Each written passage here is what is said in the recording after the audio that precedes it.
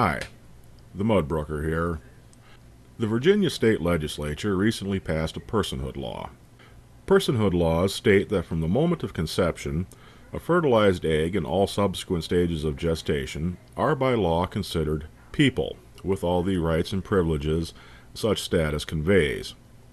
While they were at it, the legislature also passed a law stating that any woman seeking an abortion must, at her own expense, be object raped with a transvaginal ultrasound probe. I'm a humanist. That means I believe that the human race has tremendous potential. At the same time, I am also a deeply cynical man. If I've learned nothing else from life, I have learned that the vast majority of humanity is nothing more than a waste of good fucking skin. So anytime that somebody from the anti-abortion crowd says something like, well, how do you know that aborted baby wouldn't have grown up to become the person who cured cancer? It always starts sort of a thought experiment in my mind, where I consider both the potential and the more likely outcome of what that child's life could have been. For this little thought experiment, we'll assume that the far right wing has gotten their wish and managed to implement the bulk of their social agenda. They're not all that far off, so it isn't really a stretch. We'll also assume that a young woman in an impoverished town has become pregnant with a daughter. This daughter does in fact have the potential to grow up and become the person who cures cancer. The first few years of a child's life are critical both for their physical and mental development. With proper health care and nutrition, a child can live up to their full potential. But since our hypothetical girl's mother is living in poverty, and since most of the childhood health care and nutrition programs have been deeply slashed, she's unlikely to receive proper treatment for many childhood maladies like a chronic ear infection that never quite goes away because they don't get proper care for it, and she's unlikely to receive the proper nutrition. You see, most of the cheapest foods that the poor people can afford here in the United States are highly processed. They're full of fat, sugar, and salt, and while they have tons and tons of empty calories, they don't have much actual nutritional value. So while a child fed a diet like this will more than likely become fat, they're still not getting proper nutrition, and it's unlikely that they will ever live up to the genetic potential that they were born with. A few years pass, and the child is now old enough to start school. Since her mother can't afford tuition to a good private school, she ends up in a public school.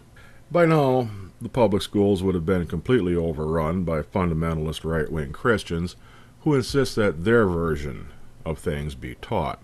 Rather than being given a good education, taught critical thinking skills so that she can actually solve problems, our girl is educated by teachers who aren't paid enough to actually give a shit, who simply teach her to memorize rote facts so that she can parrot them back for these state-mandated tests that the schools must run in order to retain their funding.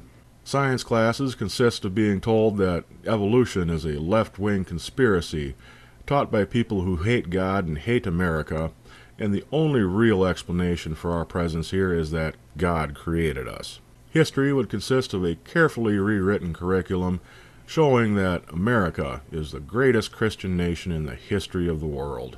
A few more years pass, and our girl is becoming a young woman. Now is the time when she would be given some sex education.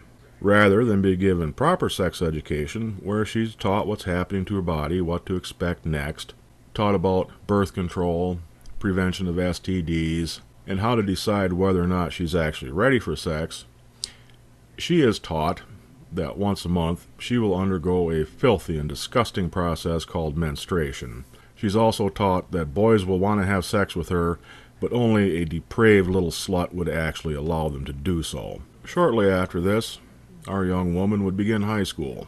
Rather than taking advanced college placement courses and honors classes, she is herded along with the rest of the kids, being fed a curriculum dumbed down to the point where it's impossible for any of them to fail the standardized tests. And the summer before her senior year starts, Instead of having to decide whether or not to accept a full scholarship to Harvard or a full scholarship to Yale, our young woman actually believes her boyfriend when he tells her that since they drink 2 cans of Mountain Dew a day and it's her first time, it's impossible for her to get pregnant. In spite of her pregnancy, our young woman manages to graduate high school. But of course, college isn't an option. She has a newborn baby. There's no child care available for her to go into school further or even get a job for that matter. And even if it was, her grades slipped because of the pregnancy and the problems attended to that, to the point where she couldn't even get a scholarship. And since Pell Grants are a thing of the past, and the Department of Education has been abolished, the only way you can get a student loan is through your local bank, provided you can come up with 150% collateral against the amount borrowed. Since neither she nor her parents are in any position to do that, she's pretty well stuck in a life of menial jobs. A few more years pass, and about the time when our young woman should be graduating from college, she has managed to find somebody to take care of her child while she goes to work. And since the United States is now a corporate utopia with no minimum wage, she gets a job that pays $4 an hour. A few more years pass, and about the time she should be defending her doctoral thesis in which she claims to have discovered the mechanism by which the reproduction of cancer cells can be controlled, she has managed to work her way up to cashier down at the Walmart, and she's making $6 an hour. Yet more time passes, and just about the time when she should have been taking the podium in order to receive her Nobel Prize for Medicine, this woman has finally made it to shift leader. She's now making the big money down there at Walmart and bringing home $8.50 an hour. So, when anybody in the anti-abortion camp asks, how do you know that baby that was aborted wouldn't have grown up to cure cancer? The humanist in me has to wonder about the potential that may have indeed been lost.